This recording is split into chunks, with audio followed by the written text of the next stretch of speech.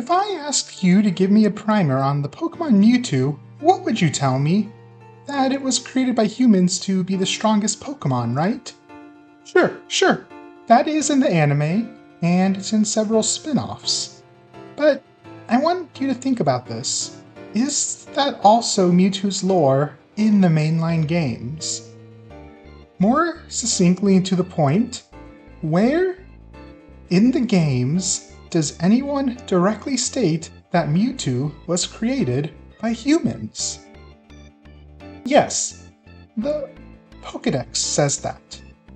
The same Pokédex that also says Macargo is hotter than the sun, that Kecleon can't turn completely invisible, that Indian elephants exist in the world of Pokemon. It's true that later games have made an effort to be more consistent with Pokédex lore. Indian elephants? You mean Copperajah, right? But what about Mewtwo? Its most recent Dex entries from Generation 8, available in Pokemon Home, still say it was created by humans. End of story, right?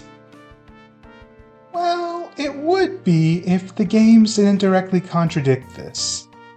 You know how every Pokemon lays eggs? That's not the case for Mew. In the journals located in Cinnabar Island's Pokemon Mansion all the way back in Gen 1, the mysterious writer says Mew gave birth. This isn't a mistranslation either.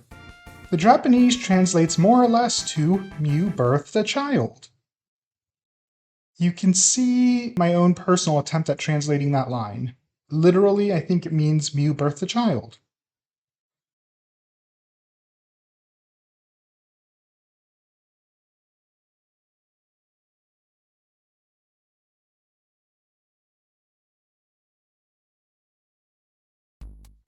Well, surely the later games would have retconned that, right? There's no way that they want to keep Mew giving birth in the current continuity of Pokemon, is there? Funny thing about that, in Fire Red and Leaf Green, they didn't retcon that. The journals are the exact same, but those games came out more than 2 decades ago. We do visit Kanto again in Let's Go Pikachu and Eevee, which were both released in 2018, which was only, 8 years ago, oh gosh. Either way, that was more than 20 years after the original games. And the journals are nearly identical. Emphasis on nearly. Mew is no longer in Guyana, and what's this? Mew no longer birthed a child. Mewtwo is also no longer referred to as a newborn. Instead, we have the much more ambiguous line here, we obtained a new Pokemon from Mew. We have named this new Pokemon Mewtwo. Let's Go also makes it a lot clearer that Mewtwo grew up in the Pokemon Mansion and possibly broke out. I'm showing pictures. I actually reopened the game for the first time in years just to find these. Yeah, so all things considered, case closed, right? Almost. Did they really need to keep it so ambiguous? Why couldn't someone just up and say, yeah, Mewtwo was created by humans? Pokemon Origins explicitly states that. It says the scientists who found Mew used its DNA to create Mewtwo. The problem is, Pokemon Origins is an adaptation. It's not the games themselves. We can't directly say this is Game Freak's canon. The cool thing, though, is as of the day I wrote this script, December 2nd, 2025, we finally have an answer. Project M dropped. No, not that one.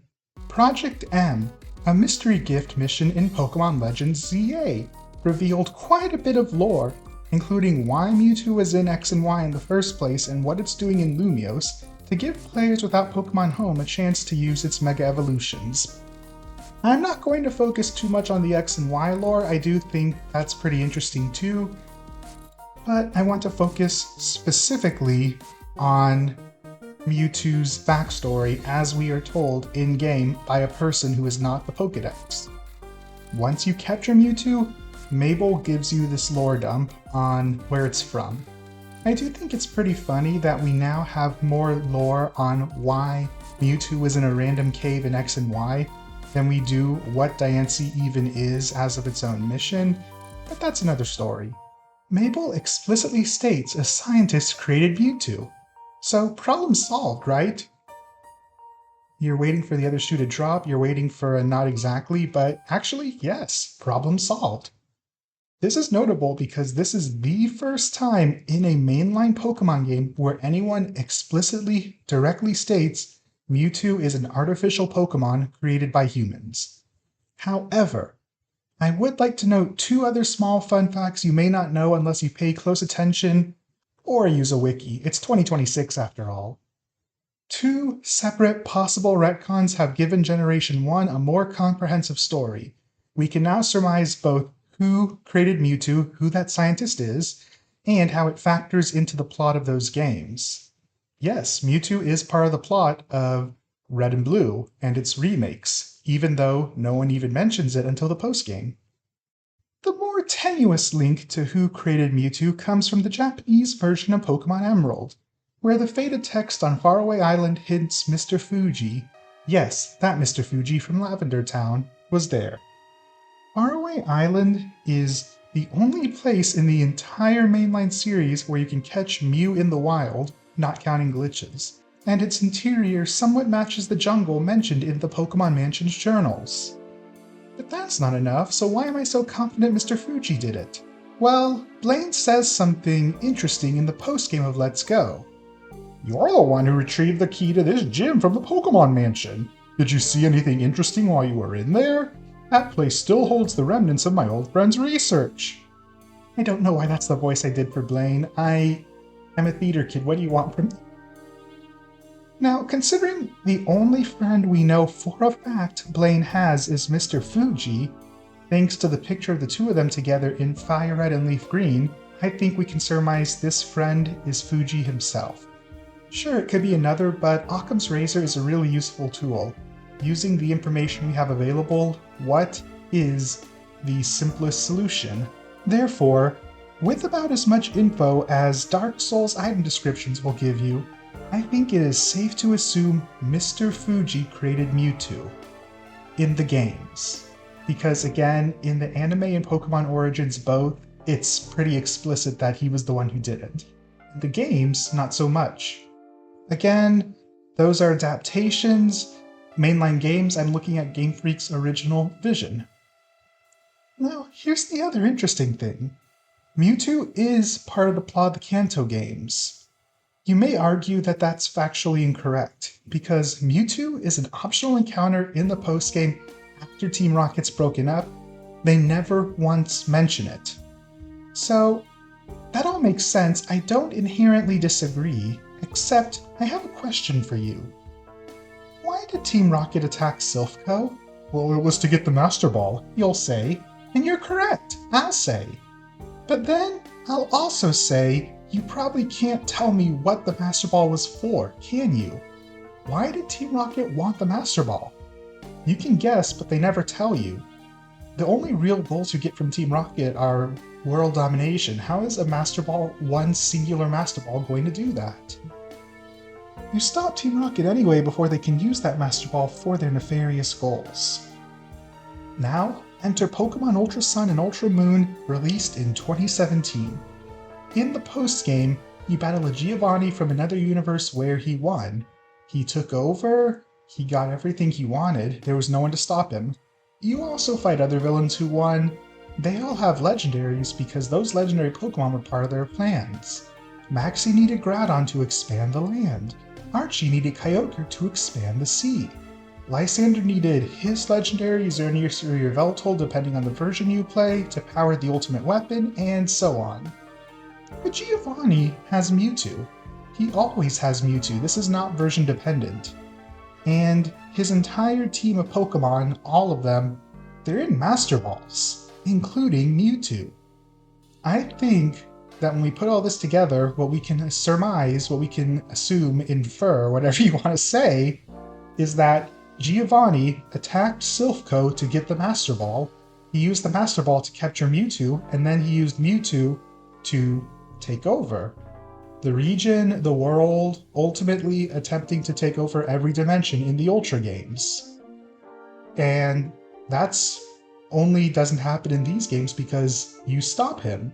all of the villain leaders in the Rainbow Rocket arc in Ultra Sun and Ultra Moon in the postgame, they all come from worlds where the main character doesn't exist. You opposed Giovanni twice in Kanto. I'm not counting the gym. The first time is to get the Sylph Scope in the Rocket Hideout. He's not even doing anything then.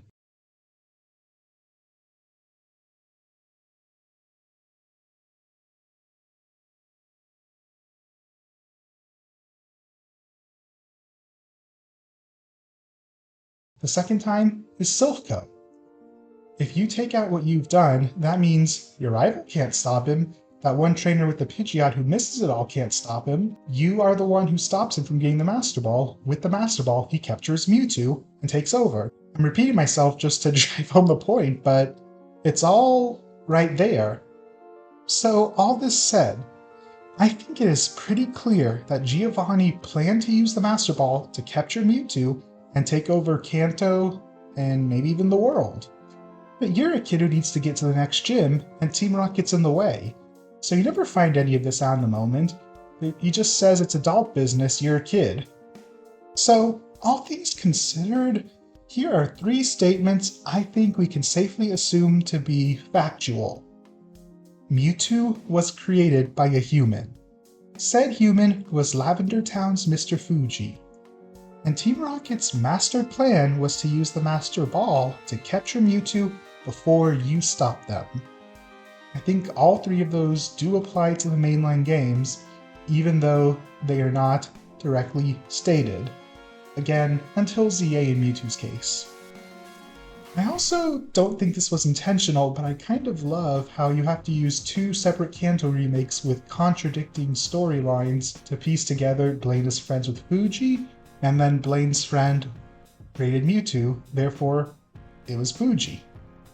Even if some of these revelations only came out more than 20 years later, I still think that's all pretty cool. I stopped recording, but thanks for watching, I appreciate it. This might be my last Pokemon video for a while, I don't know. I do have a few other things planned, so we will see what happens.